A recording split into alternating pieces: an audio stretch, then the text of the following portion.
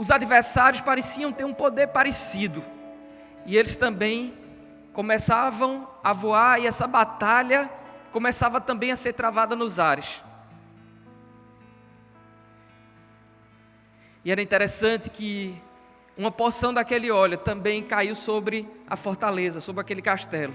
E alguns inimigos estavam tentando invadir o castelo pela parte de fora, sendo que o castelo ele ficou meio que escorregadio.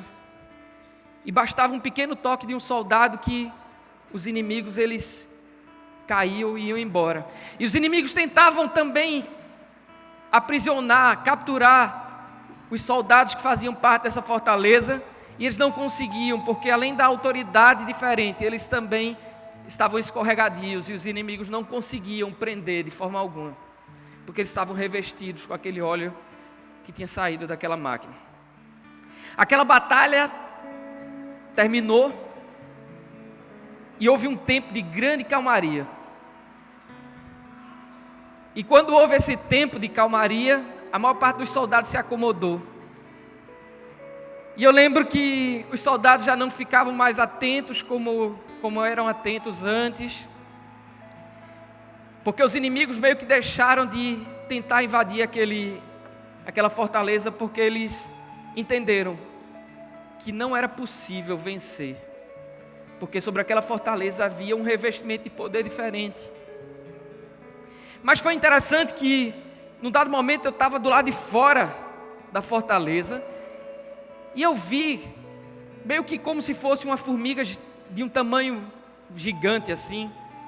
E essa formiga estava tentando entrar na fortaleza por uma das aberturas que havia na lateral, como se fosse uma janela de vidro. Mas o que era mais interessante é que essa formiga gigante, vamos dizer assim, vê que doideira, ela tinha um papel na boca. E quando eu vi aquele negócio, a formiga batia no vidro com papel na boca, ela tentando entrar no vidro com um pedaço de papel. Eu disse, que coisa estranha. Aí eu fui tentar conseguir pegar aquela formiga, e quando eu olhei, aquele papel era um mapa da fortaleza, com toda uma estratégia de invasão, e mostrando que na verdade grande parte dessa fortaleza já havia sido conquistada, e as pessoas que estavam dentro, os soldados, não haviam percebido, porque a conquista foi feita de uma maneira sutil, e aquela fortaleza estava completamente tomada por um verdadeiro exército de formigas, que de tão pequenas que eram, as pessoas não perceberam que elas estavam entrando pelas portas, pelas janelas e por todas as partes, e tomando completamente aquele território. Quando eu peguei aquele mapa, eu saí como um louco, desesperado, e quando eu cheguei tinha, assim, logo após a porta do castelo, ou a porta da fortaleza, uma espécie de quarto da guarda, e os soldados estavam lá dispersos, brincando, jogando jogos tipo dominó. E eu disse, eu peguei esse mapa na boca de uma formiga. Eu disse, tá de brincadeira comigo, um mapa na boca de uma formiga. Eu disse, é sério, tem uma estratégia aqui, a fortaleza está prestes a ser tomada. Tem vários cômodos que já estão completamente conquistados por esses adversários, por esses inimigos que a gente achava que eram insignificantes. E eles não deram importância. E eu acordei.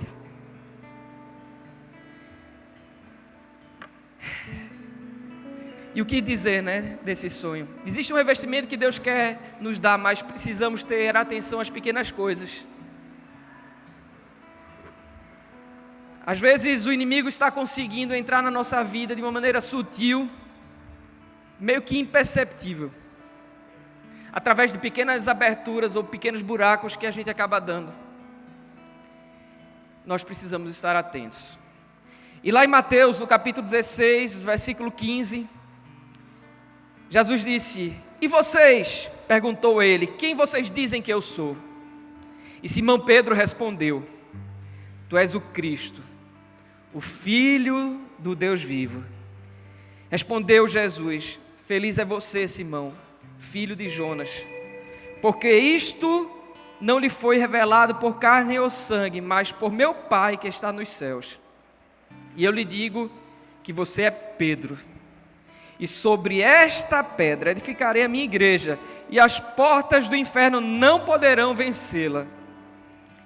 Eu lhe darei as chaves do reino dos céus. O que você ligar na terra terá sido ligado nos céus, e o que você desligar na terra terá sido desligado nos céus. Pai, aí está a tua palavra, que ela possa fazer diferença na nossa vida e produzir frutos de justiça para a honra e glória do teu nome, que ela possa ser lançada em terreno fértil, em nome de Jesus. Amém? Olha, queridos, hoje eu estava meditando, antes de entrar no texto, em algo que diz lá em Romanos 10, 17, que fala que a fé vem pelo ouvir, e ouvir pela palavra de Deus. É interessante que a palavra, esse texto não diz que a fé vem por falar, a fé vem pelo ouvir. E o ouvir, aqui nesse texto, está muito mais ligado à capacidade de dar ouvidos, de obedecer. Muitas vezes a gente tem uma facilidade imensa para falar e uma dificuldade gigantesca para ouvir. Mas a fé não vem para aqueles que falam demais. A fé vem para aqueles que conseguem desenvolver uma capacidade de ouvir.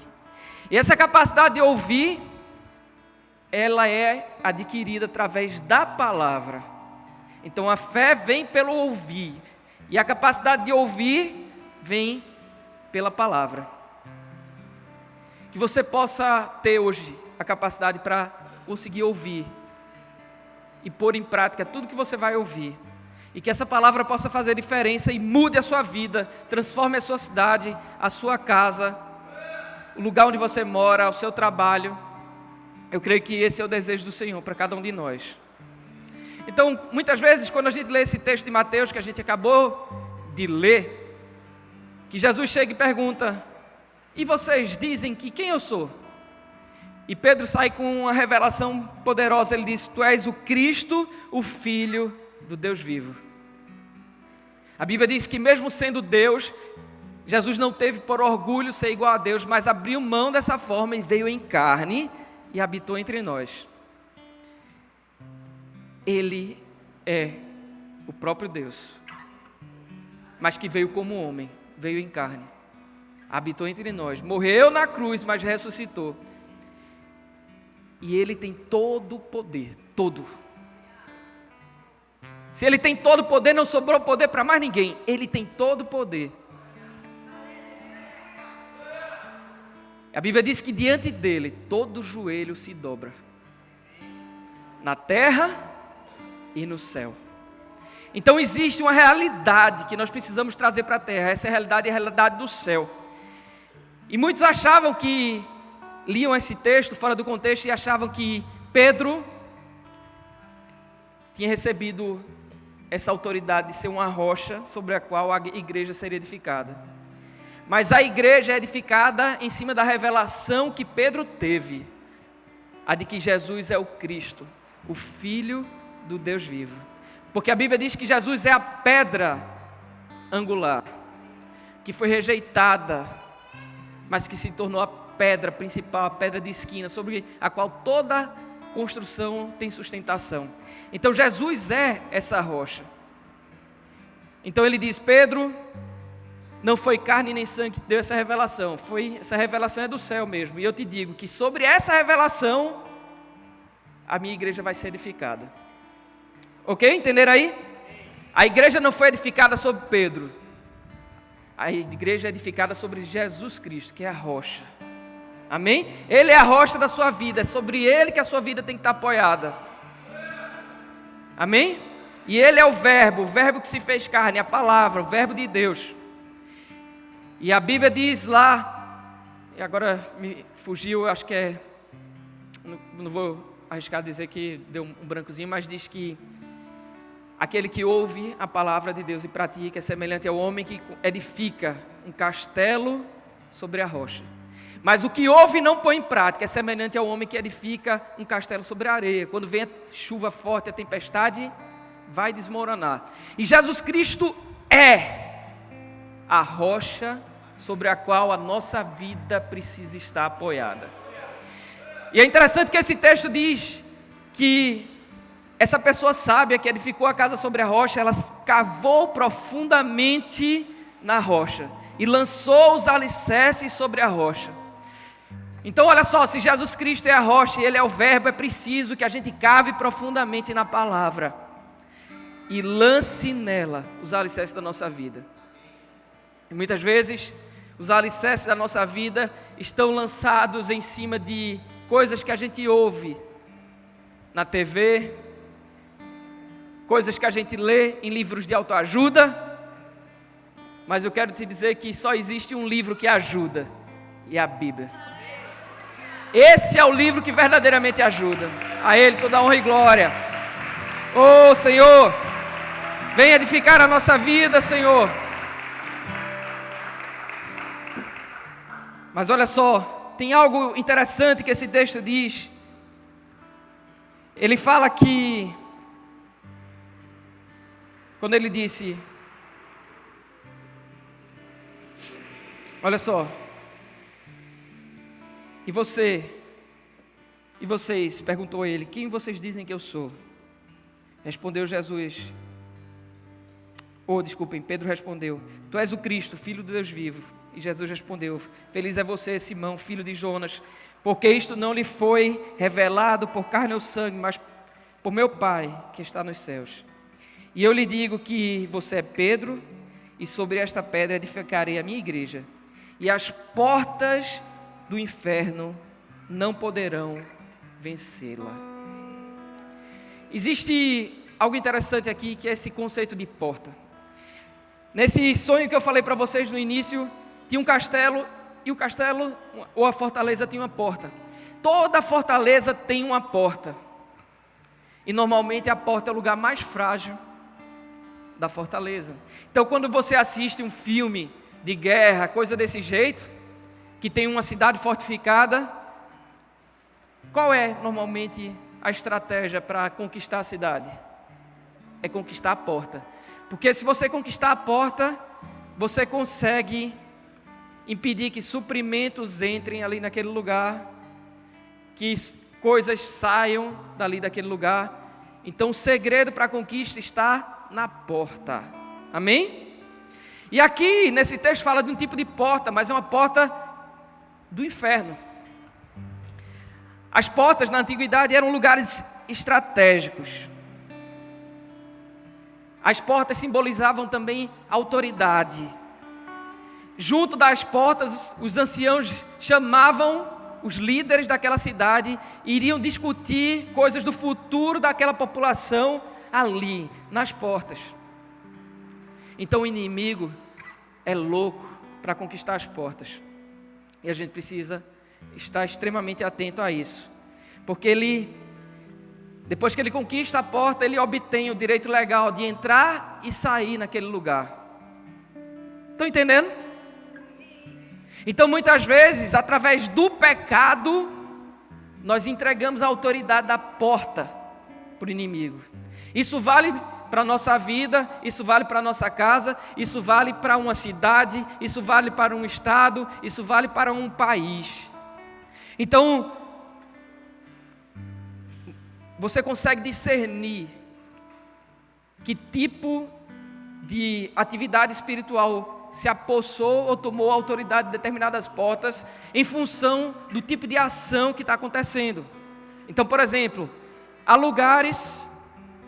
Ontem eu estava assistindo um filme no Netflix e era interessante que contava a história de uma cidade, que a cidade foi tomada por uma verdadeira epidemia de drogas. Então, por onde você andava na cidade, tinham pessoas se drogando, tinham pessoas se prostituindo. Então, trazendo aqui para esse contexto do que a gente está falando aqui, entidades espirituais que estimulam o vício, a prostituição, tomaram posse das portas daquela cidade, do filme que eu estou falando. No Brasil, o que é que a gente viu acontecer? Uma corrupção generalizada, em todas as esferas de poder, corrupção. O que foi que aconteceu?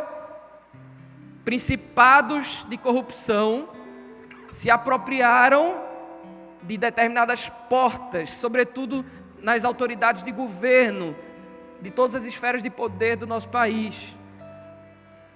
E o Senhor falou que iria destruir o principado da corrupção que estava atuando no Brasil. E isso aconteceu porque a igreja orou. E quando a igreja ora e vai para cima, as portas do inferno não prevalecem. Amém?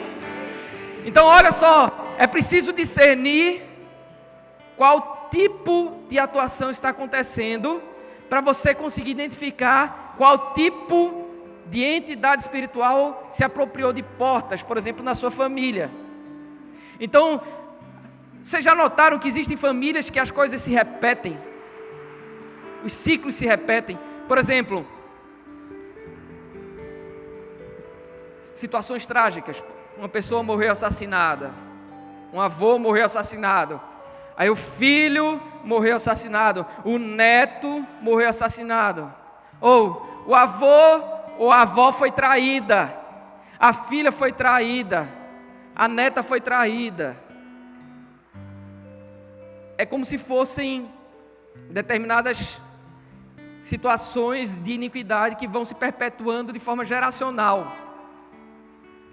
Então, na sua vida, o que é que se repete?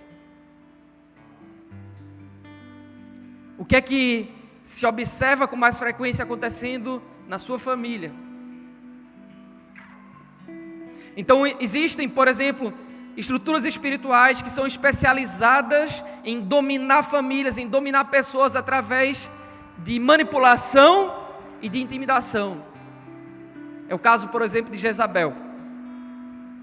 Jezabel era uma rainha, que a Bíblia conta a história dela, e essa rainha, ela reinava em lugar do marido. O marido é que era o rei, mas ela conseguia governar em lugar dele. Por quê? Porque ela manipulava, porque ela intimidava. E Jezabel queria matar a estrutura de Deus profética que estava se levantando e colocar no lugar uma estrutura pagã.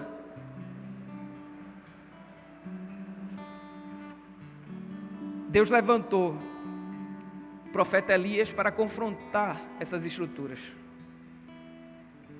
E esse profeta convidou os chamados profetas de Baal para um desafio no Monte Carmelo.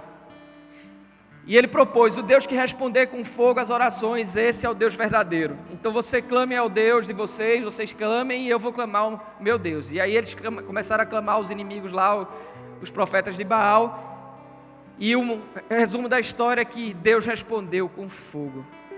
Mas antes de Deus responder com fogo, Elias pegou o altar que estava em ruínas e ele endireitou o altar.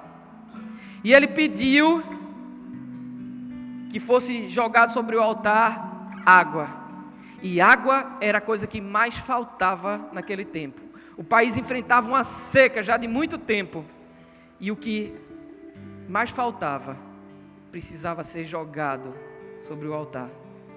Porque existem determinadas estruturas espirituais que são rompidas quando a gente tem a liberalidade de abrir mão de determinadas coisas que para a gente são extremamente importantes. Se você não identifica aquilo que você precisa soltar, Deus não pode te dar o novo. Porque muitas vezes é preciso soltar algo para receber algo muito maior. E muitas vezes a gente está preso pela mesquinharia, pelo apego. E Deus não pode fazer nada de novo enquanto a gente estiver enlaçado, preso ao velho.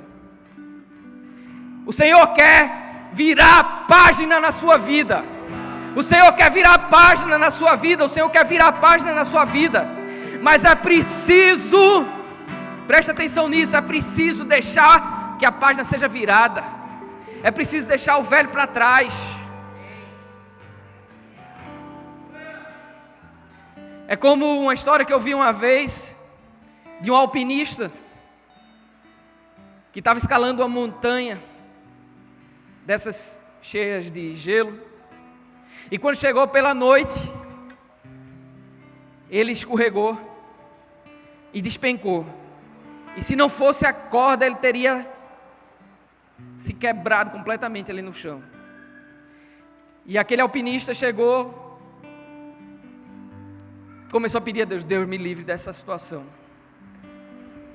Mude. Senhor, me salve. Eu não estou aguentando esse frio. Se eu não sair dessa posição, eu vou morrer, disse o alpinista. E aí ele ouviu uma voz dizendo assim: corte a corda. Ele disse: tá louco?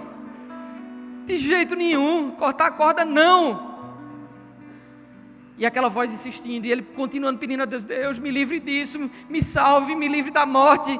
E aquela voz mansa e suave dentro dele, parecia um pensamento dele, dizia assim: corte a corda. E ele relutou e não cortou. E no dia seguinte, alguns outros alpinistas chegaram lá no lugar. E estava aquele alpinista, um alpinista pendurado pela corda, morto, mas a cerca de meio metro do chão.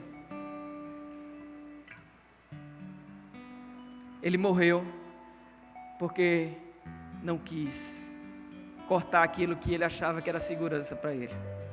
Às vezes a gente não vive o novo de Deus porque a gente não tem capacidade ou coragem de cortar a corda. É preciso ter capacidade, ou capacidade eu nem diria, porque ninguém é capacitado para isso, mas é preciso ter discernimento, ouvir a voz, crer nela e ter coragem para fazer aquilo que precisa ser feito. Quando Deus chamou Abraão estava lá numa situação cômoda junto da família dele. Ele disse: Abraão, ó, sai da tua parentela, vem para o lugar que eu vou te mostrar. Deus tinha algo novo para Abraão. Deus tinha algo completamente desconhecido para entregar nas mãos dele. Mas ele precisava dar um passo de fé e sair daquele lugar onde ele estava. Nós precisamos fazer isso, queridos. Então, existem portas que o Senhor quer que você conquiste, mas você precisa ter ousadia para tomar essas portas para o Senhor. Amém? Lá no Salmo 24, versículos 7 e 8, diz um texto que a gente canta aqui. Diz: levantai, ó portas, as vossas cabeças, levantai-vos, ó portais eternos, para que entre o Rei da Glória. Quem é o Rei da Glória? O Senhor forte e poderoso, o Senhor poderoso nas batalhas. Eu ficava lendo isso, eu disse: meu Deus, por quê? Como é que pode a porta levantar a cabeça? E esse texto fala de algo tão grandioso, que até uma porta tem que responder. Aí me veio algo interessante. Às vezes, eu lembro que eu pergunto para alguém: você vai hoje para a igreja? E a pessoa responde assim, ó, olha para mim.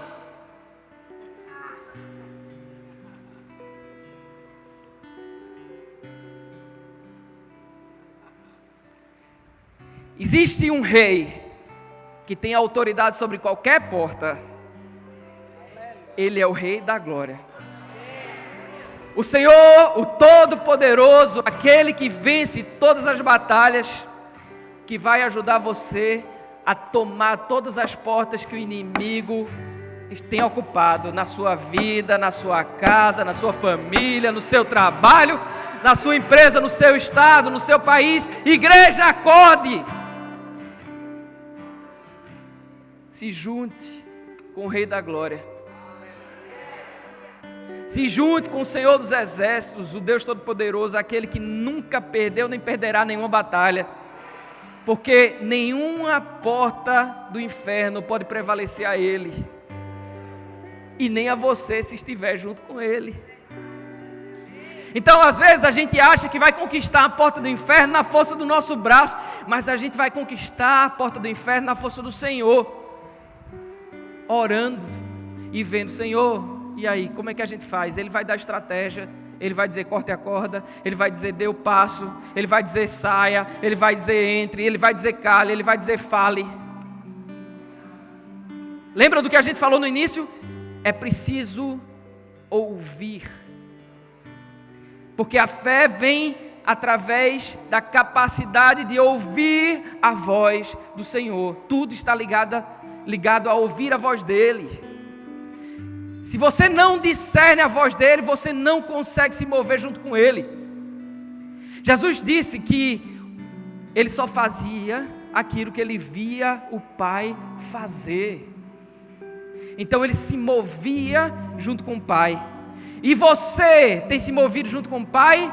Ou você tem se movido junto com a sua amiga, junto com o seu amigo,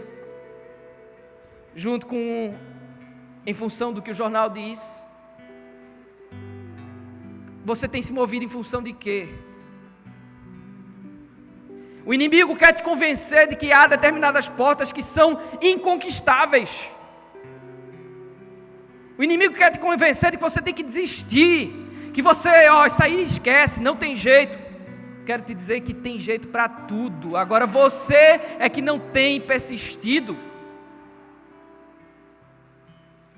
Como é difícil persistir.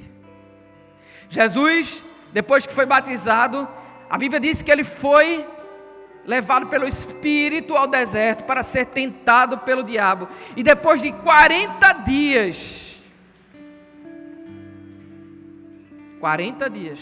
depois de 40 dias, não foi depois de um dia, não foi depois de 2, nem de 3, nem de 4, foi depois de 40. Jesus passou 40 dias guerreando. E depois de 40 dias o inimigo vem e começa a tentar acabar com Jesus. Mas Jesus estava ligado ao Pai e respondia sempre com a palavra. E ele venceu porque discerniu o que o Pai estava falando. O segredo da vitória é discernir o que o Pai está falando e se mover na direção que Ele está dando. E nem sempre a gente vai ouvir aquilo que a gente quer ouvir.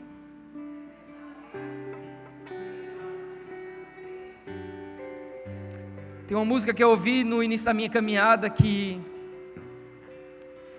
falava assim: se eu quiser adorar a Deus, tenho que entender seu filho. Não sei se vocês já ouviram isso. Se eu quiser adorar a Deus, tenho que ouvir do Espírito e obedecer. É preciso obedecer. E o compositor dessa canção dizia: tenho que aprender a ouvir, mesmo sendo o que eu não quero, e ainda assim abrir os meus lábios para adorar. É preciso ter coração de adorador para conseguir conquistar as portas do inferno.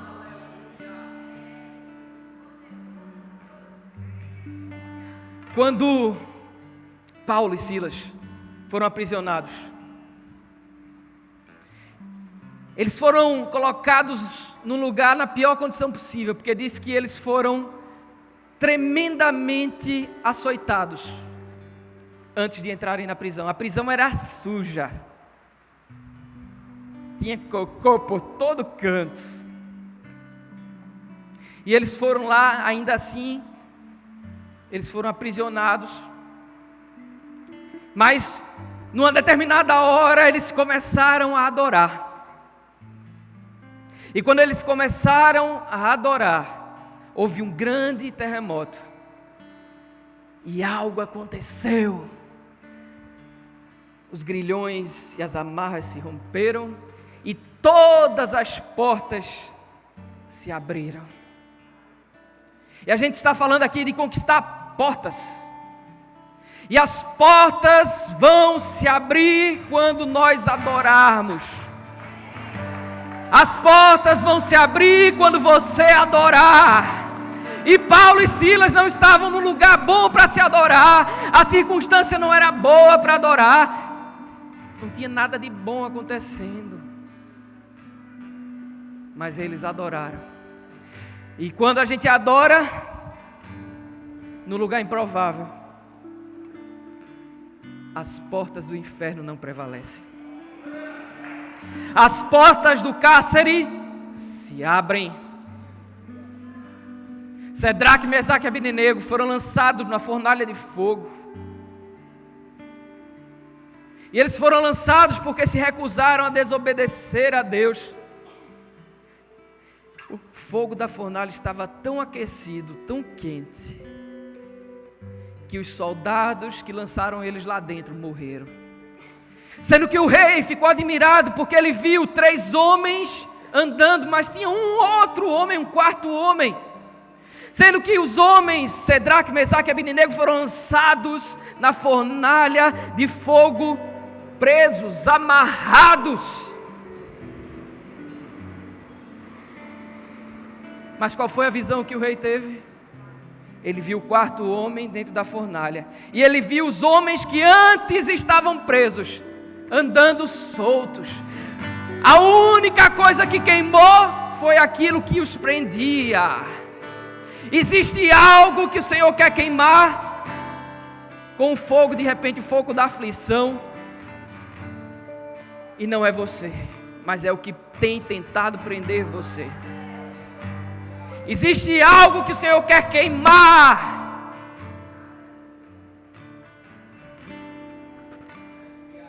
Deixa queimar. Deixa queimar.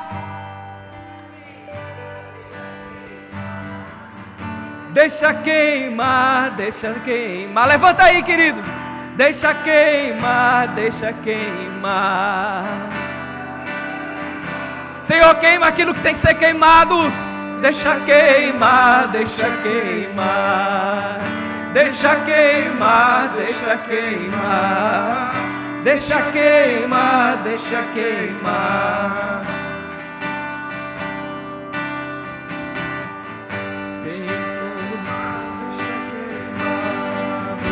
Deixa queimar, deixa queimar.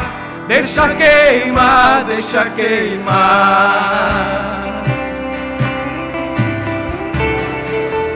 Deixa queimar, deixa queimar. Deixa queimar, deixa queimar. Deixa queimar, deixa queimar.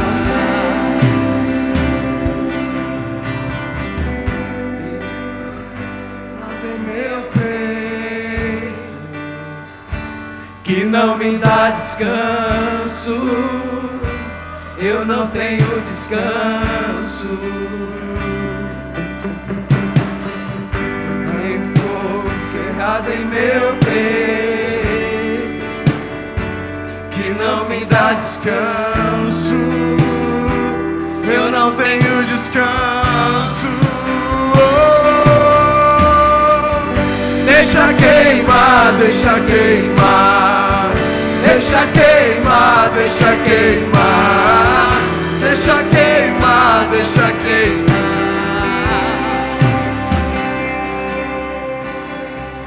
Senhor, nós queremos queimar de amor por Ti. Queremos queimar por Ti.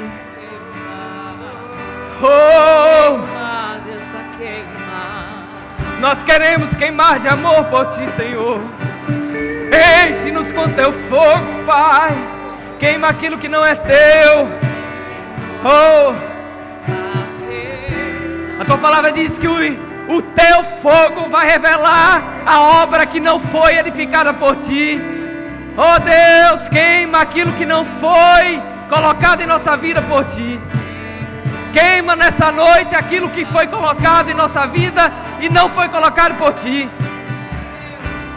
Revela, Senhor, como o ourive, Senhor, purifica o ouro. Cremos, Senhor, que o Senhor tem nos purificado. Oh, o Senhor está nos purificando.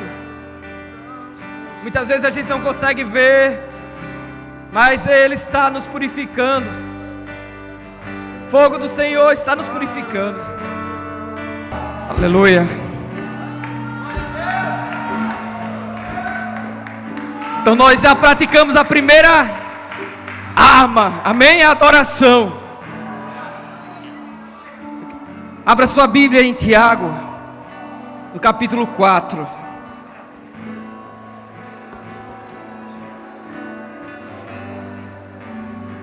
Tiago, capítulo 4.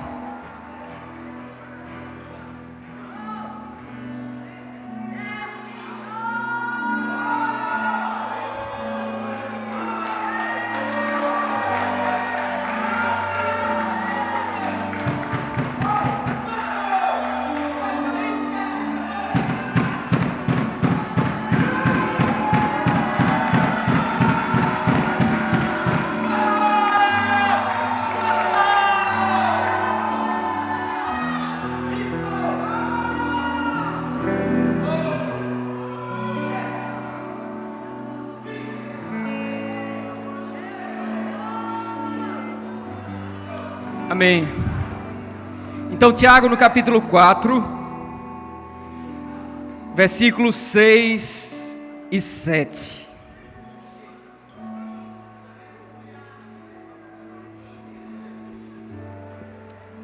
Veja o que diz aí.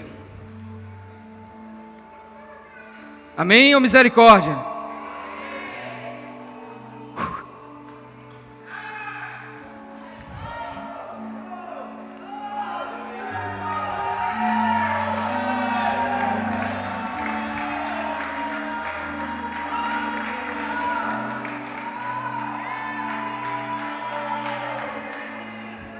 Antes Ele dá maior graça. Pelo que diz: Deus resiste ao soberbo, mas dá graça aos humildes. Sujeitai-vos, portanto, a Deus, mas resisti ao diabo, e ele fugirá de vós. Todo processo de conquista de uma porta que foi tomada pelo diabo, é preciso que haja exatamente o que está aqui: um processo de sujeição a Deus. É preciso se humilhar. Jesus venceu o diabo quando foi tentado, porque se humilhou. Ele ficou lá, ele não deu lugar para a carne, ele ficou em jejum, ele colocou a carne no devido lugar. Esse texto de Tiago é muito interessante porque diz que Deus se coloca na posição de opositor do orgulhoso. Quando diz que Deus resiste ao soberbo, essa palavra no original, resistir, significa que Deus se coloca na posição de adversário, de opositor. É como se você fosse, imagine, jogar uma partida de futebol tendo Deus no outro time. Não tem como vencer. E muitas vezes a gente não consegue vencer porque não é o diabo que está nos resistindo, é o próprio Deus que está nos resistindo, porque o orgulho colocou Deus na posição de nosso adversário. O nosso orgulho coloca a Deus como nosso adversário. Então, não tem como determinadas portas serem conquistadas se não houver um processo de sujeição a Deus. Estão entendendo? Então, o que é graça? Graça, favor, é um favor imerecido. Num livro aí que eu estava lendo, chama Presença, de Bill Johnson, diz que ele deu uma definição de graça muito interessante. Ele disse: graça é o favor imerecido que concede a presença de Deus. Então olha só, Deus dá maior graça, ou seja, Deus dá maior favor imerecido que concede a presença de Deus. Pelo que diz, Deus se coloca como oponente, opositor, adversário do orgulhoso, mas Ele dá graça àquele que é humilde. O que é que Ele dá para o humilde? Ele dá a graça, o favor imerecido que concede a presença. Então, quando você se humilha, quando você se arrepende, quando você reconhece seus erros, quando você faz conserto com Deus, a graça de Deus te envolve. E a graça é o favor imerecido que concede a presença. Então a presença de Deus vem junto. Então quando você vai enfrentar o inimigo, não é você que está indo enfrentar, mas é o próprio Deus, a presença do Deus vivo que está sobre você, que está indo ali. Então as portas do inferno não podem prevalecer. Por quê? Porque você se humilhou. E como você se humilhou, você se arrependeu, o favor imerecido de Deus vem. Talvez você nem merecesse conquistar aquela porta, talvez você nem merecesse essa vitória, mas a graça é o favor imerecido que concede a presença. Então, como você está revestido da presença, você vai e conquista. Então eu creio que o Senhor está querendo dar estratégias para a gente conseguir vencer em áreas que a gente não conseguia vencer. E por que não conseguia vencer? Porque o orgulho estava dominando. É preciso que o orgulho seja quebrado para que a libertação possa vir. E é muito interessante porque na Bíblia a gente vê passagens onde Jesus chegou e disse: ó, sai dela. O demônio saía. Teve uma outra situação que Jesus disse: ó, isso aí só sai com jejum e oração. Teve outra situação que Paulo enviou um lenço e a pessoa ficou curada. Mas existem situações onde a libertação não virá através de uma ordem. Presta atenção nisso. Existem situações em que a libertação só virá através da quebra das estruturas de orgulho que nos prendem. E é exatamente esse texto: sujeitai-vos, portanto, a Deus, mas resisti ao diabo, e ele fugirá de vós. Sempre na conquista de uma fortaleza, qual é a parte mais importante de ser conquistada que a gente falou? A porta. E o que é que a fortaleza faz? Já assistiram filmes dessa idade medieval aí? Eles botam arqueiros, guaritas perto da porta, uma maior quantidade de soldados. Por quê? Porque eles sabem que se a porta for conquistada, o território todo vai ser conquistado, a fortaleza toda vai ser tomada. Então o inimigo vai fazer de tudo para que você não tome a porta. Cabe a você se revestir das armas da nossa milícia, que não são carnais, são espirituais, poderosas em Deus para destruir todo esse tipo de estrutura. Então a adoração, a oração, a leitura da palavra, o arrependimento, as armaduras de Deus, estão lá em Efésios 6, que na verdade é a justiça como a couraça, o escudo, que é a fé, o cinturão, que é o quê? Verdade. Então não pode ter mentira na vida da gente. Se tiver mentira, está faltando um pedaço da armadura. Se a gente praticar injustiça, vai estar faltando um pedaço da armadura. Se a gente não exercer fé, vai estar faltando uma parte da armadura. Capacete da salvação, a mente de Cristo. Precisamos ter a mente renovada.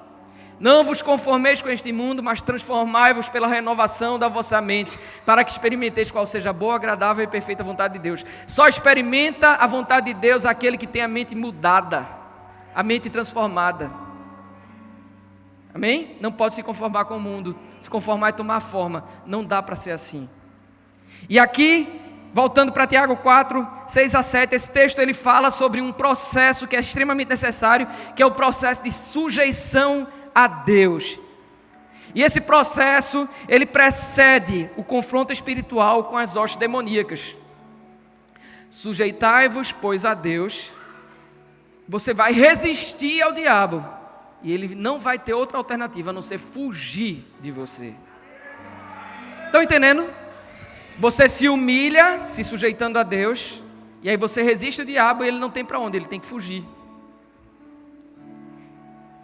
Sempre, presta atenção, que você de forma humilde consegue suportar esse processo de quebrantamento, se submetendo a Deus e crucificando o seu eu, as estruturas de orgulho. Quando você bota na cruz as estruturas de orgulho, quando você crucifica o seu eu, você ganha aptidão para resistir de forma vitoriosa ao diabo. Então, primeiro, você se quebranta, se sujeita a Deus. Isso é um processo doloroso.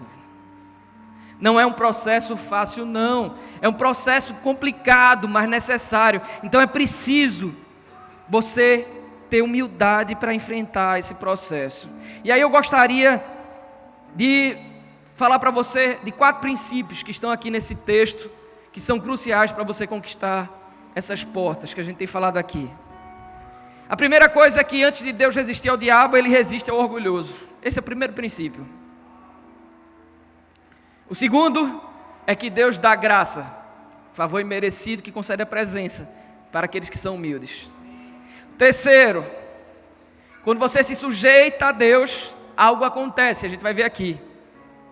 E o quarto princípio, depois de fazer esse processo de sujeição a Deus, de se arrepender, de ser humilde, você resiste ao diabo e ele foge. Amém?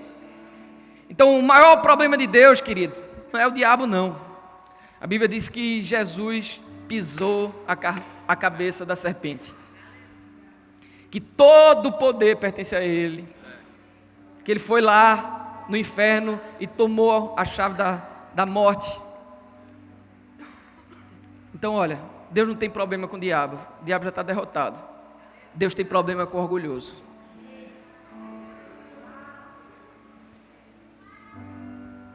Lembra do que a gente viu aqui? O orgulho coloca Deus na posição de adversário da gente. Muitas vezes a gente está lutando, está guerreando contra situações malignas que estão assolando a nossa vida ou a nossa família. A gente repreende demônios, ora dia e noite e nada acontece. E por que isso está acontecendo? Porque Deus está nos resistindo.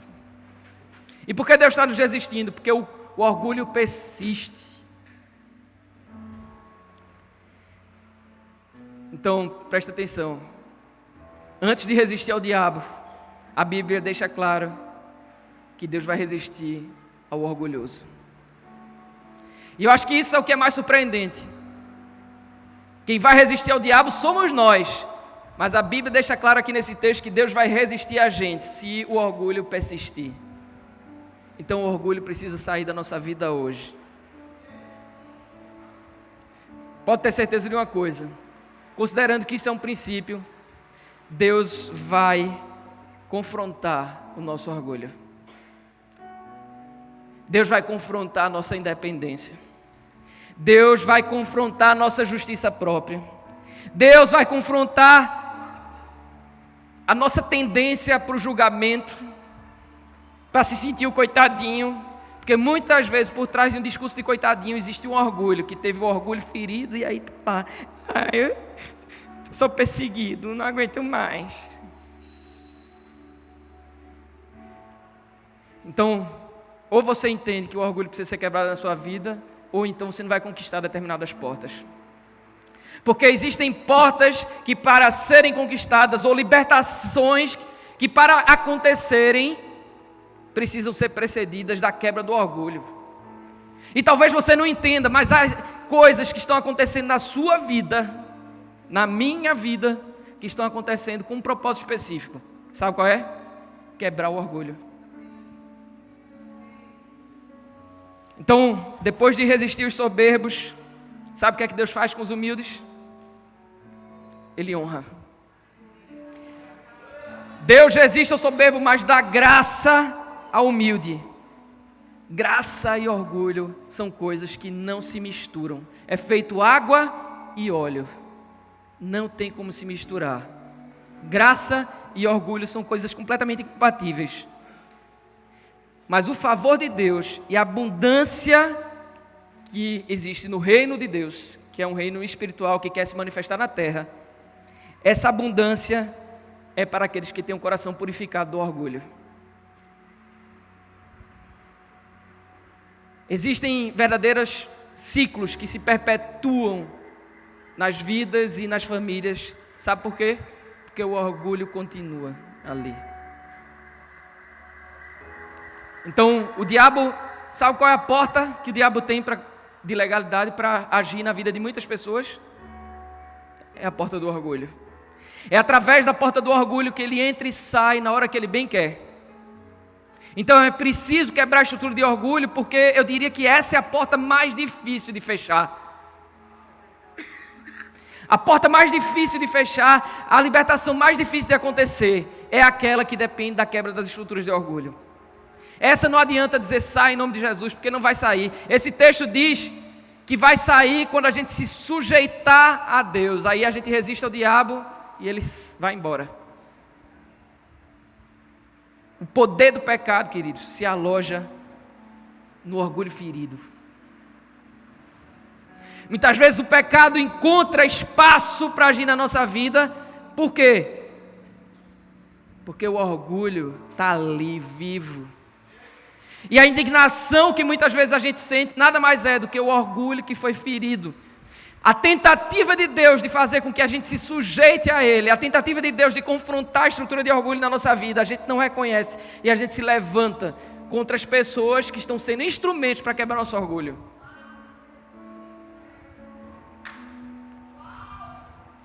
Quando a gente se humilha, a graça de Deus, ela jorra. A graça de Deus inunda a nossa vida. Lembra daquela mulher que Jesus foi lá, a mulher samaritana, né? Que Jesus foi lá, estava lá na fonte e ela ia pegar água no horário mais difícil do dia. Lembra disso? E por que ela ia lá? Porque ela estava cansada de passar vergonha, porque ela era mal vista na cidade toda.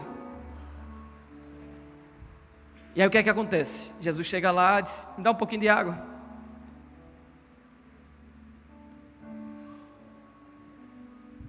E ela sai e diz assim, mas água, se você soubesse a água que eu tenho para lhe dar, no seu interior iriam fluir rios, né? Ele tem uma água da vida para dar para aqueles que se humilham. Ele chegou e disse para ela, mas você já vai em não sei quantos maridos. O que foi que ele fez ali? Ele estava tocando na ferida dela, naquilo que ela queria esconder.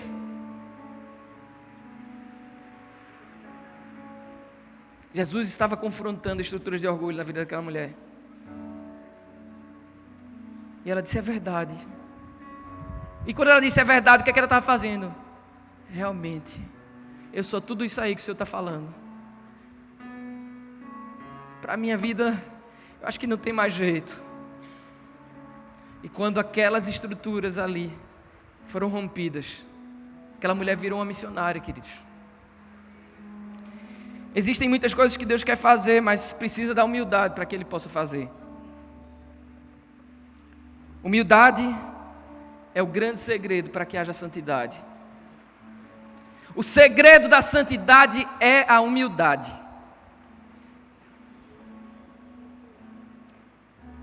Tem algo que eu anotei aqui. A insuficiência da graça divina em relação às cadeias pecaminosas que não conseguimos vencer é justificada pelo orgulho. Esse princípio ensina que todo pecado pode ser vencido desde que o esquema de orgulho seja renunciado, porque Deus concede graça para aquele que se humilha.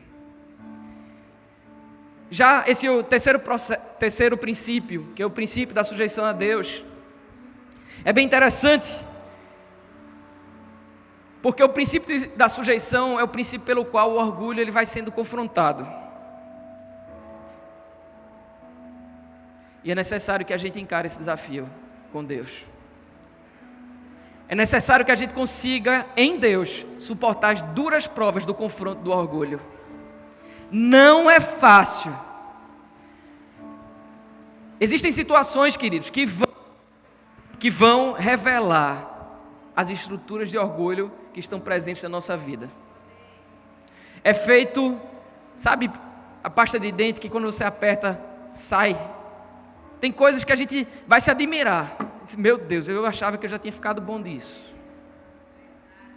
E por que não ficou bom? Porque estava tudo escondido atrás do orgulho. Porque o orgulho tenta manter uma aparência de algo que a gente ainda não é. O orgulho tenta nos fazer ou agir de uma forma para que a gente seja reconhecido. O orgulho tenta nos fazer tenta nos levar a fazer determinadas coisas ou ter determinadas posturas só para parecer que a gente é o que a gente não é. Na verdade é tudo orgulho. Sabe aí o que é que Deus faz? Deus permite que autoridades nos humilhem muitas vezes.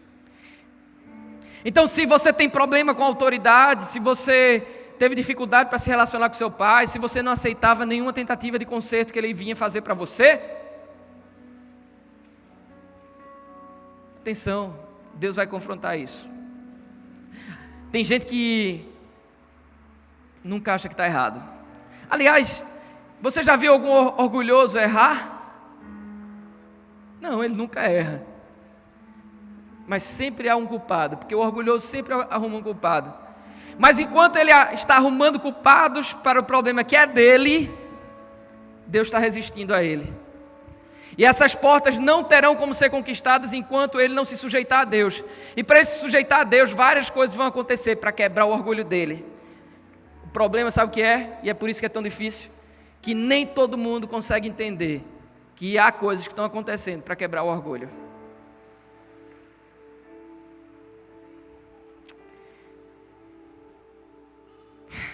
Uma das maiores façanhas, uma das maiores conquistas do espírito de orgulho é a capacidade que essa estrutura tem de ficar como se fosse invisível. É feito, como diz o Matuto, catinga de boca. Quem tem, não sabe que tem. O orgulhoso nunca sabe que é orgulhoso. Ele nunca acha que é orgulhoso. Ele consegue ver o orgulho nos outros, mas ele não consegue ver o orgulho em si. A capacidade de enfrentar com humildade as provas que vão vir para confrontar o nosso orgulho, o tratamento que Deus vai nos impor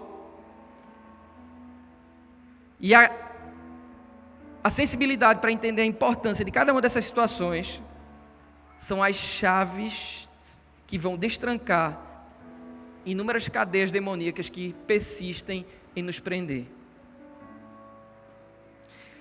Gente, entenda, há determinadas libertações que só acontecem se a gente se humilhar.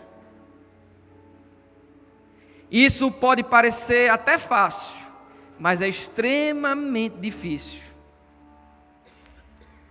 E só existe uma maneira de responder de forma aprovada esse doloroso processo de sujeição a Deus. E sabe o que é? Humildade. Humilhação.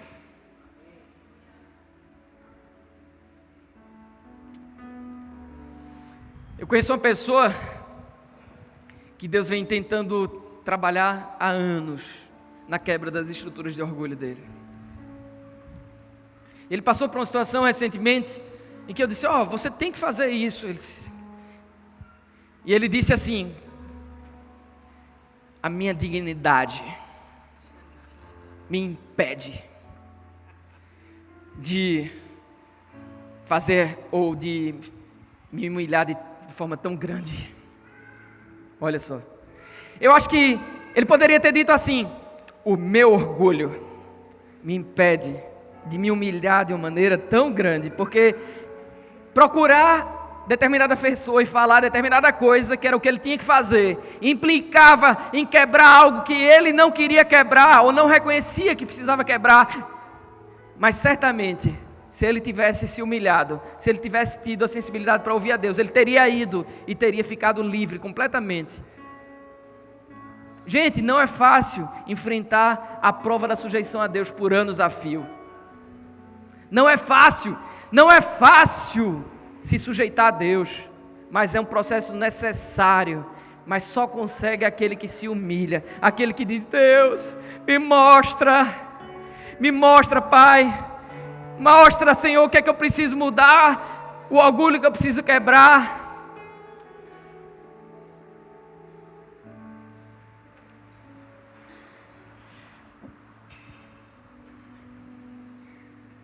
Então, no processo de sujeição, ele é tão difícil porque várias situações vão acontecer para afrontar os nossos pontos fracos. E essas afrontas, entre aspas, aos nossos pontos fracos, elas vão revelar a nossa justiça própria. E por trás da justiça própria, sabe o que existe? O orgulho lá. Eu me lembro que eu trabalhava num determinado lugar e eu tinha um chefe. E tudo eu fazia, eu reconhecia que aquele homem era autoridade constituída sobre a minha vida. Então, certa vez, a gente estava fazendo um programa que ia ter um reconhecimento nacional. Era um projeto que ia ser reconhecido nacionalmente. E eu comecei a trabalhar naquele projeto, e a gente começou a fazer o planejamento daquele projeto, e houve uma reunião com várias outras autoridades de uma cidade, onde aquele projeto foi falado, e aí eu comecei a compartilhar as coisas, os passos que já tinham sido dados. E ele chegou e disse para mim, ou disse para as pessoas, né, na verdade: por que vocês não perguntam para Gustavo aí? Ele é que tem que dizer como é que tem que ser. E aí ele saiu com a frase assim: com todas as pessoas que eu trabalhei, eu sempre fui leal. E ele deu uma indireta como se eu estivesse sendo desleal a ele. Aquela palavra, ela me feriu profundamente. Porque na verdade eu não estava fazendo algo para aparecer, mas eu estava dando determinados passos que na verdade ele queria ser honrado, meu chefe iria ser honrado, porque ele queria levar a ação para frente, mas o operacional da coisa tinha que ser tocado por mim. E eu saí daquela reunião extremamente indignado, chateado. E aí, sabe o que é que eu fui fazer? Fui fazer o que a maior parte das pessoas, quando tem o orgulho ferido e que a justiça própria é afrontada, fazem. Cheguei e disse: tu não sabe aquele fulano? Tu não sabe o que é que ele fez comigo? Teve uma reunião lá e o cara disse que sempre com quem ele trabalhou ele foi leal.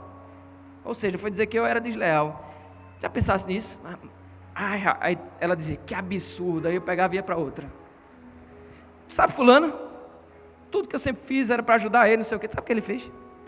Ele foi dizer que sempre foi leal, na frente de todo mundo. Me humilhou na frente de todo mundo. E aí saí, um por um, até que eu cheguei numa senhora. E depois de eu ter disseminado a discórdia e a tristeza do orgulho ferido para todo mundo, envenenado todo mundo, eu cheguei para uma senhora e fui falar a história, né? A mesma ladainha. Aí ela chegou e disse assim: mas vem cá, você já conversou com ele sobre isso?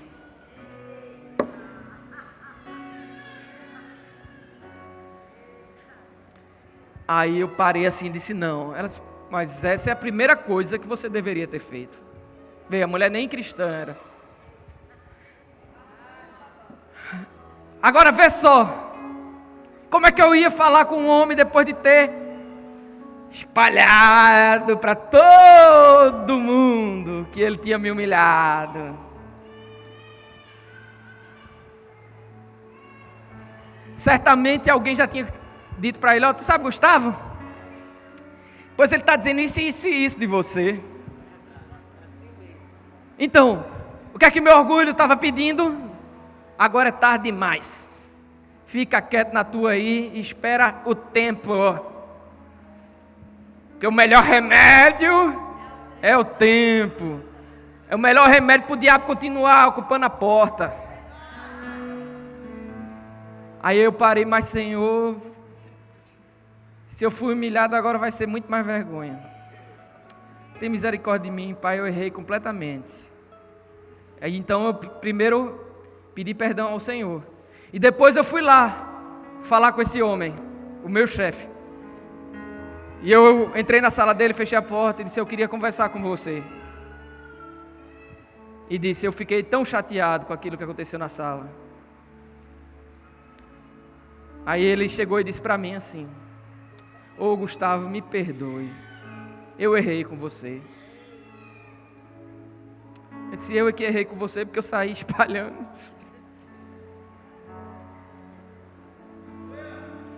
Um concerto aconteceu, até hoje esse homem é meu amigo. Mas eu precisei quebrar essas estruturas. Então, a justiça própria, queridos, ela produz uma indignação quase que irracional. Eu diria que irracional. A justiça própria produz uma indignação irracional. Mas a misericórdia humana, que nos leva a alisar o pecado alheio, são armadilhas que o orgulho faz. Sabe por quê? Porque o orgulhoso, aquele que tem a sua justiça própria afrontada, ele sempre vai encontrar alguém para passar a mão na cabecinha dele. Coitadinha de você. Já estraguei a escova da irmã. Ela disse, eu vim para a igreja toda arrumadinha, e chega o pastor aqui e começa a assanhar meu cabelo. Estou ferindo a estrutura da... Então presta atenção, querido. Muitas coisas seriam evitadas se a gente conseguisse ter a sensibilidade de que a nossa justiça própria ela vai ser quebrada no processo de sujeição a Deus. Vai ser quebrada. Aí, veja, depois que você se sujeita a Deus, tem um outro passo. É o passo de resistir ao diabo. É o quarto princípio. Sabe por quê? Porque quando a gente se sujeita a Deus, uma estrutura vai sendo montada na nossa vida. Uma espécie de plataforma de autoridade vai sendo construída. E através dessa estrutura a gente vai vencer o diabo. E ele não vai ter outra alternativa a não ser fugir. Então, primeiro, a gente se sujeita a Deus, se humilha, quebra o orgulho. E aí, quando a gente vai se humilhando, diz, opa, vou lançando aqui o alicerce. Porque ele entendeu que os humilhados serão exaltados. Então, essa palavra entrou na vida dele, ele se humilhou. E aí, o Senhor vai edificando. E aí, daqui a pouco, a gente está fortalecido para enfrentar os inimigos.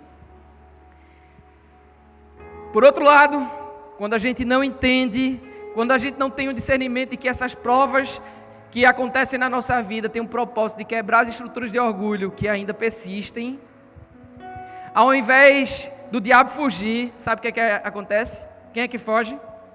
A gente. Então não tem alternativa. Ou você se sujeita a Deus para ter condições de resistir ao diabo e ele fugir de você, ou você continua com seu orgulho e você foge do diabo. Você vai continuar correndo do diabo até quando, meu irmão e minha irmã? Acorda para Jesus. Quebra a estrutura de orgulho, se humilha, se sujeita a Deus, recebe de Deus as armas para resistir ao diabo e ele correr de você. Então é por isso que muitas vezes o diabo, ao invés de fugir do casamento de alguns é que fogem do casamento. O diabo, ao invés de fugir do ministério de alguns, o sujeito é que abandona o ministério. O diabo, ao invés de fugir do trabalho de uns, o sujeito é que foge do trabalho. Diz, não, vou dar um passe de fé. Eu estou sentindo, irmão, eu estou sentindo que o meu tempo nesse lugar acabou. Sabe por quê? Mas por quê, irmão? Porque está tão difícil, irmão. Olha, uma perseguição tão grande. O meu chefe, ele quer me ver pelas costas. O meu chefe é isso e aquilo outro. Meu chefe pega no meu pé. Olha, pastor, ele não pega no pé de ninguém, mas no meu ele pega. Eu disse, mas me diz uma coisa. E no outro trabalho que você trabalhou, como é que era? Como era que era o teu chefe? Pastor, parece uma sina. Não era igualzinho a esse? Eu disse, e no outro trabalho, o anterior a esse outro? Mas pastor, eu não sei o que acontece comigo não. Para onde eu vou? Sujeitai-vos, pois, a Deus, resisti ao diabo e ele fugirá de vós. Dá até fazer uma música, não é não? O sujeito não entende, mas tem que quebrar a estrutura de orgulho. À medida que a gente vai suportando essas humilhações que vão acontecendo,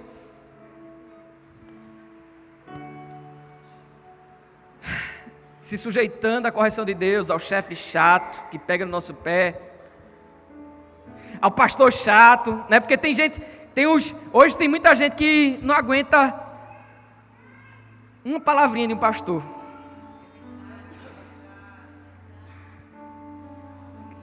Chegou na família 61, aí disse, aquela igreja é uma benção. Meu irmão, aquilo é o céu na terra. Aí começa vindo, aí daqui a pouco chega um pastor, já vai se encostando, né, pastor Júnior? Para cuidar, né, porque... E depois, disse, meu irmão, eu não vou não, esse domingo eu não vou não, porque eu não aguento nem olhar para o pastor Júnior.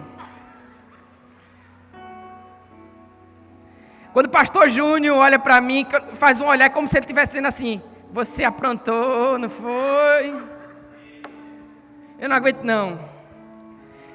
Lá naquela igreja tem alguém que fica caboetando. O Espírito Santo, né? A vida de todo mundo. Você acredita que teve uma pessoa que veio uma vez para o culto da luz? Eu estava ministrando a palavra. Ele disse, eu não quero voltar naquela igreja não, que já foram contar a minha vida todinha para o pastor. Agora, um dia desse eu vi um que foi diferente. Um casal que vem bem de longe, de uma cidade, anda bem 1 hora para estar aqui, na quarta-feira, e disse, eu faço questão de vir, porque o que a gente começa na semana, chega aqui, eu tenho certeza que o Senhor vai falar, pastor, eu só fico, tá vendo? Tem de tudo, a gente vê de tudo. O fato é que Deus, Ele quer que a gente conquiste as portas que o inimigo tem conquistado, ok? E para isso acontecer, querido, tem que quebrar o orgulho. Amém?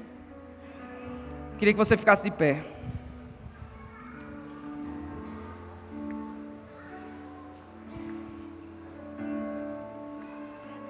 A gente poderia passar aqui mais uma meia hora.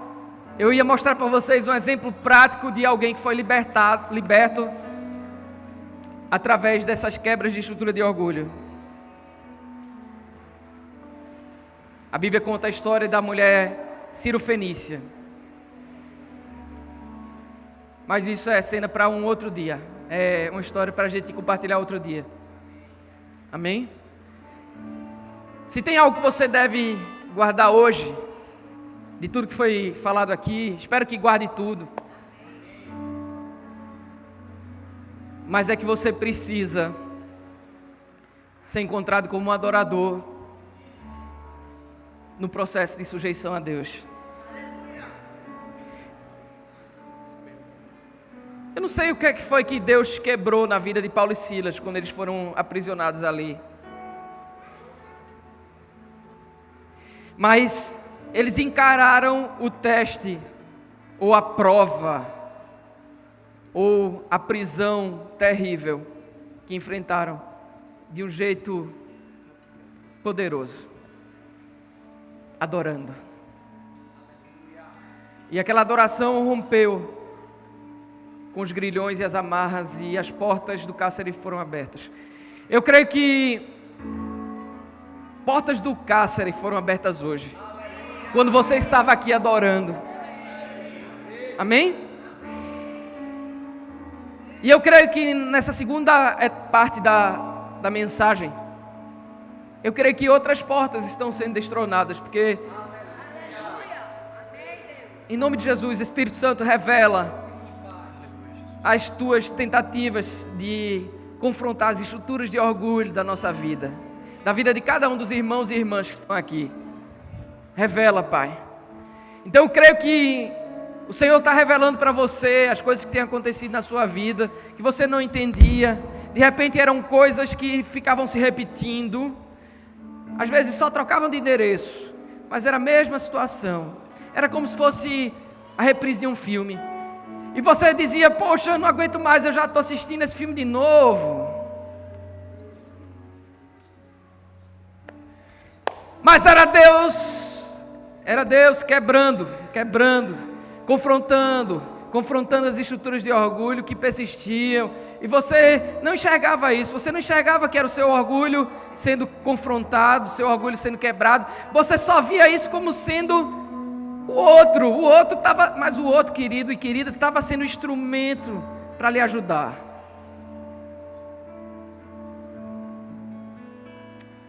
Porque todas as coisas cooperam para o bem daqueles que amam a Deus, para o bem daqueles que são chamados segundo o seu propósito. Todas as coisas cooperam para o bem daqueles que amam a Deus. Toca no irmão que está do seu lado: irmão, não desanima. Todas as coisas cooperam para o nosso bem. Todas as coisas cooperam para o bem. Todas as coisas cooperam para o bem. Então olha só, talvez o que você não está entendendo hoje, eu te garanto, você vai entender amanhã. Tinha muita coisa que você não entendia, mas está entendendo agora. É ou não é? É. Muitas coisas que você estava passando, você não conseguia compreender, mas Deus está te revelando hoje. Meu filho e minha filha, eu estou confrontando teu orgulho. Se humilhe, se arrependa, e aí você vai resistir ao diabo, ele vai fugir. A porta que o inimigo tinha conquistado do orgulho na vida de cada um de nós foi quebrada hoje. Amém? Amém? Oh, Senhor, nós te agradecemos. Nós te louvamos pela tua fidelidade, porque o Senhor está fazendo algo poderoso nessa noite. O Senhor está nos dando estratégias para tomar posse das portas que o inimigo tinha conquistado. E nós declaramos em nome de Jesus que agora essas portas são nossas. Ó Deus, nos reveste, Senhor, com a tua presença.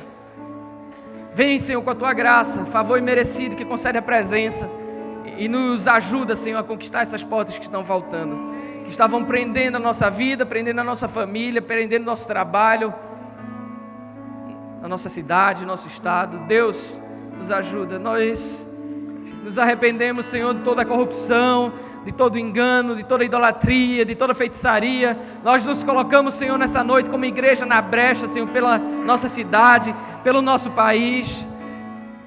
Oh Pai, nós nos colocamos diante de Ti. Destrói as estruturas de orgulho, Senhor, da nossa nação. Em nome de Jesus, nós queremos, Senhor, entender o processo de sujeição pelo qual temos passado, e nós nos humilhamos perante Ti, nos sujeitamos a Ti, Senhor. Nós nos sujeitamos a Ti. Olha, querido, tem algo que eu queria dizer para você. Tem muita gente que está preso, e sabe qual é a porta que o inimigo tem tomado conta? É a porta da prosperidade. E muitos estão aprisionados, sabe por quê?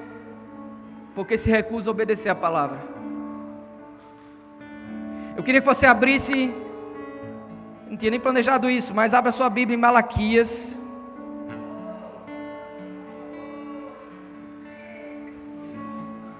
Capítulo 3. Malaquias, capítulo 3. Já que a gente está falando de tomar posse das portas que o inimigo conquistou, é fundamental que você entenda isso aqui.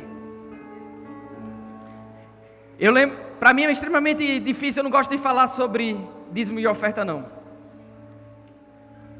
Mas eu acho que isso é, de repente, até uma estrutura de orgulho que Deus está quebrando na minha vida.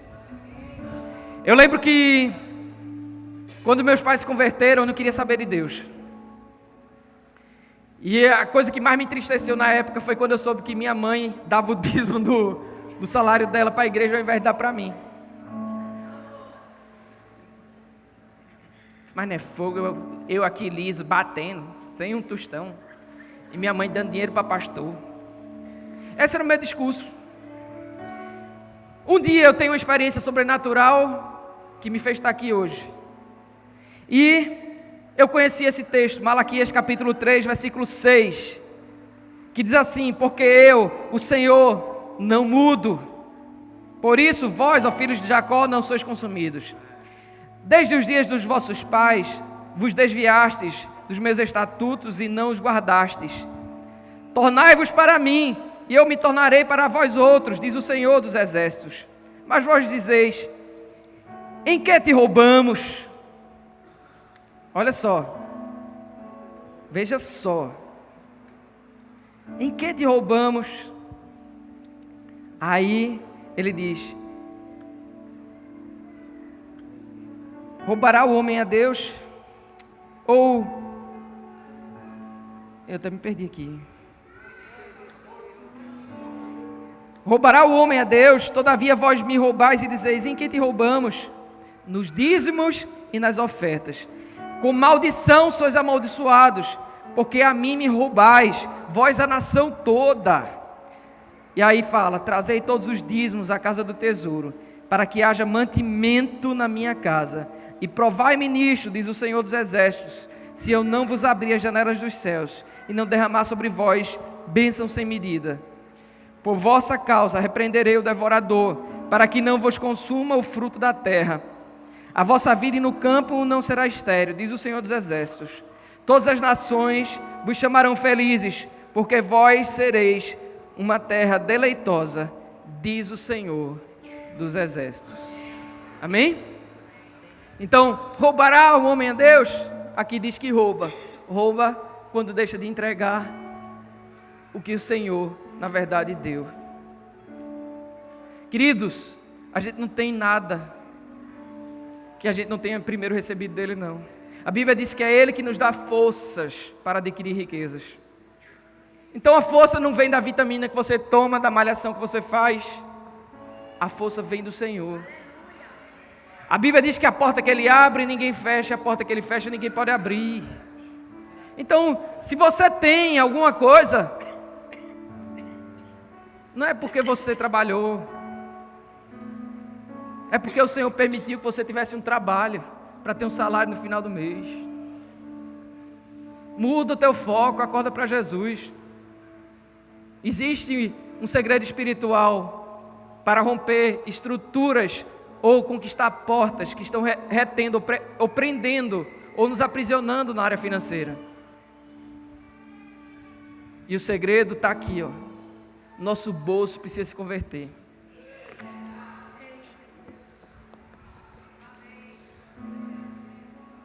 Amém? Então eu queria que você pegasse a sua oferta. Meu amor está ali. Amém. Pois alguém me ajuda a botar no carro. Pega a tua oferta aí.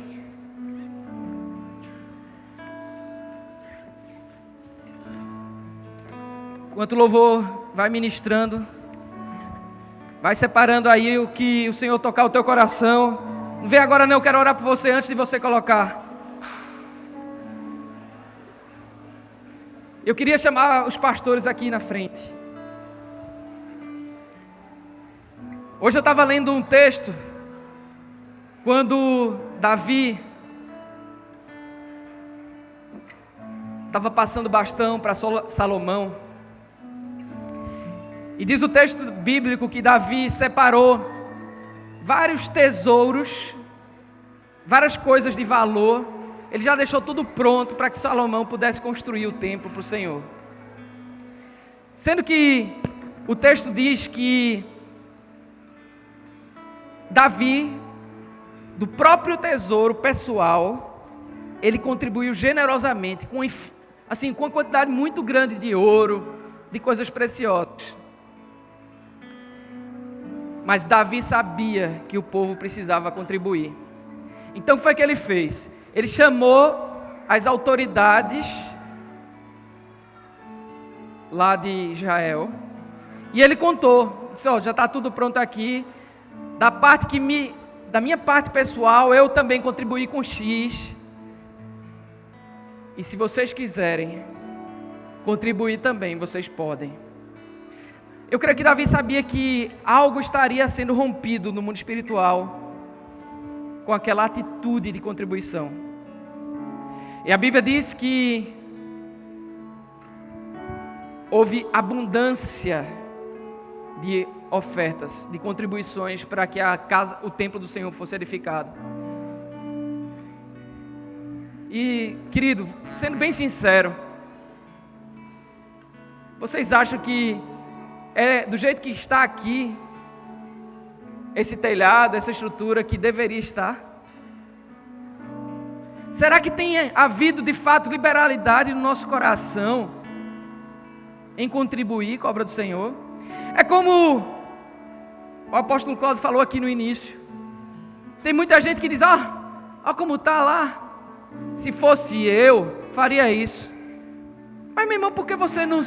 Se o Senhor está te movendo, por que você não vem e contribui e diz assim, eu vou bancar a estrutura nova do telhado dessa igreja? Eu tenho certeza que tem gente aqui que teria condições de fazer isso. Mas por que não faz? Porque o inimigo conquistou a porta das finanças da sua vida. E você está querendo continuar preso. Acorda para Jesus. Você tem que quebrar isso. Davi nem precisava contribuir com seu tesouro pessoal para a construção do templo, porque ele comandava o reino. Ele já tinha conquistado várias coisas. Talvez o dinheiro do reino fosse suficiente, ou os tesouros do reino, o ouro do reino fosse suficiente para edificar o templo. Mas ele disse, eu não vou deixar de dar para o Senhor. E ele não queria dar aquilo que não custou nada para ele. Às vezes a gente quer fazer tudo para o Senhor, desde que não nos custe nada. Não existe liberalidade da nossa parte. Sinto lhe dizer, é provável que o diabo tenha conquistado essa porta na sua vida. E você tem uma decisão. Ou você continua deixando ele prender você, mamon, ou você quebra com isso e passa a ter um coração liberal. Não estou dizendo que você tem que dar tudo, não. Estou falando que você tem que estar sensível a Deus para ver o que Ele está pedindo de você. Que talvez possa até parecer que seja tudo. Eu não sei o que é, mas o Senhor sabe. Se você for para Ele, Senhor, o que tu queres que eu faça? Ele vai falar ao seu coração. Mas eu chamei os pastores aqui porque eu queria que começasse por nós. Assim como aconteceu lá com Davi, eu creio que o Senhor tem um tempo novo para fazer nas finanças de cada um de nós aqui. Não só de nós, pastores, porque todos os pastores aqui trabalham, mas na vida de cada um de vocês. Então que haja espaço no seu coração para quebrar essas estruturas que têm tentado reter o que o Senhor tem para você. Então separa o que o Senhor tocou o teu coração e nós vamos orar agora, amém? Pai, aqui está a nossa oferta. Nós sabemos que o Senhor não está atento para a quantidade, mas está atento para o nosso coração, para a nossa motivação. O Novo Testamento conta um episódio em que Jesus estava lá, acompanhando o que cada pessoa estava ofertando. E ele declarou que uma viúva que entregou uma simples moeda lá, ela foi que fez a oferta mais perfeita. Porque ela não deu daquilo que lhe sobrava. A motivação dela era outra. E muitas vezes, Senhor, a nossa motivação tem sido errada. Quantas vezes, Senhor, temos ofertado, fazendo conta e te exigindo que o Senhor nos dê determinada quantia que a gente está precisando para pagar uma determinada conta. Tem misericórdia de nós, Senhor, nos perdoa. Tem misericórdia de nós.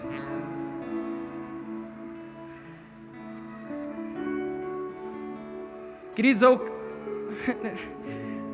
tem algo que eu preciso lhe dizer.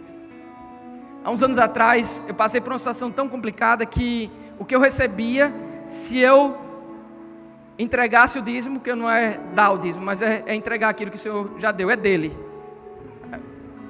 A Bíblia não diz aqui que a gente leu, que a gente rouba a Deus quando sonega isso, quando deixa de entregar essa parte.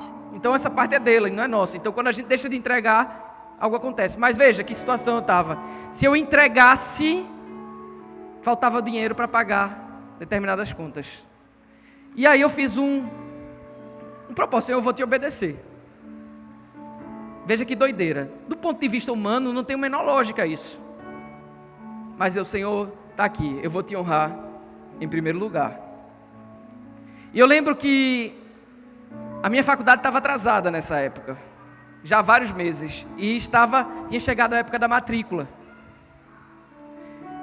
Eu fui fazer a matrícula e a pessoa disse, não tem jeito. Só tem como fazer se você pagar o atrasado. E eu estava com essa situação. A faculdade já atrasada, a matrícula para fazer, o dízimo para entregar. E eu entreguei. Fui para a igreja no domingo. No dia seguinte, na segunda-feira, eu teria que ir para a faculdade para tentar mais uma vez fazer a matrícula que já haviam negado. E vejam que interessante. Quando eu estava lá na faculdade, no dia seguinte, uma irmã chegou e disse, Gustavo, não acredito que você está aqui. Ontem eu te procurei.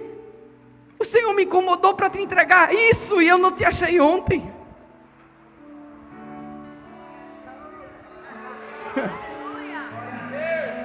Oh, glória, aleluia. Irmãos, veja que coisa tremenda. Isso que a irmã me deu era o valor que cobria todo o atrasado e a matrícula.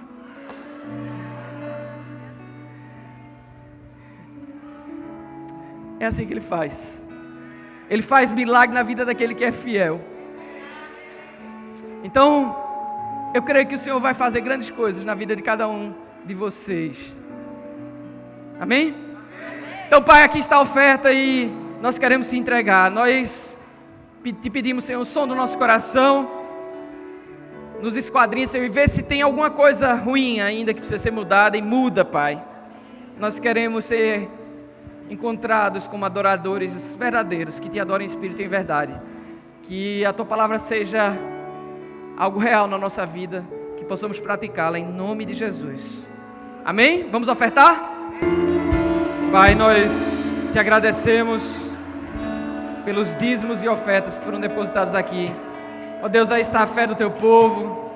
Nós fazemos prova, como diz a Tua palavra, que o Senhor possa cumprir na nossa vida o que diz a Tua palavra, que possamos vivenciar os Teus milagres, e nós tomamos posse dessa porta também, nessa noite, a porta das finanças, que toda a estrutura de mamon que tentava prender na vida financeira de cada um de nós, caia por terra agora, em nome de Jesus.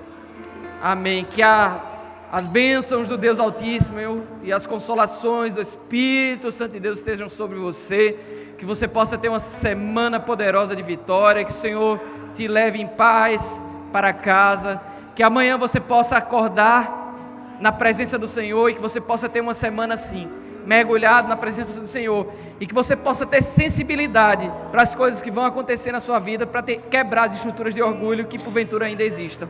Amém? Que você possa enxergar tudo com os olhos do Senhor. Enxergue tudo com os olhos do Senhor, que o Senhor abra a sua visão agora, que as escamas dos nossos olhos caiam por terra agora, em nome de Jesus, que possamos ter a visão do céu. Ó Deus, que a realidade do céu se manifeste na terra.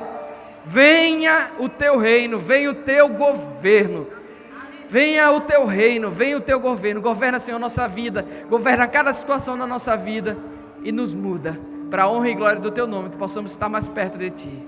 Amém.